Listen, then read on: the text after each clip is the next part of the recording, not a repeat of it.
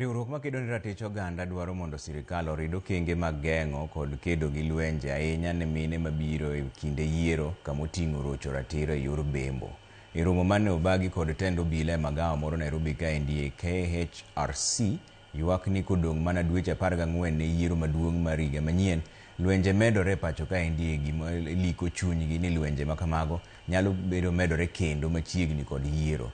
Gidwaro mondo sirkal one ni jomoyud kod ketho mar rocho ratich mine kod rowere okawnegi okang' mager mar chik. Bende gidwaro mondo los centers mag joma otony ne monj makamago kod chenro mag resogi.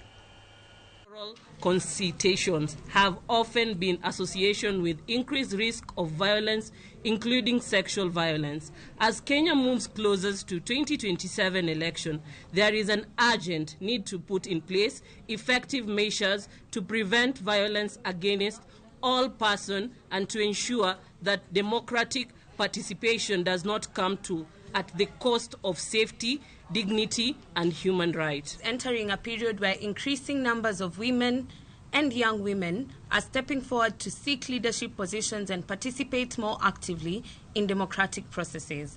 This is a positive development that should be encouraged and protected. No woman should have to choose between political participation and personal safety. We therefore call for urgent action in the following 4 areas. First, prevention.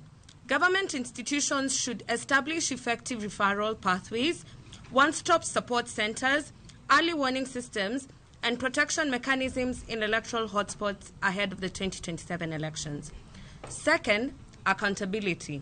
The judiciary, the Office of the Director of the Public Prosecutions, and other relevant institutions should ensure the timely investigation, prosecution, and adjudication of electoral-based sexual violence and election-related offences, while the Court of Appeal should prioritize the determination of the civil appeal number E645 of 2021.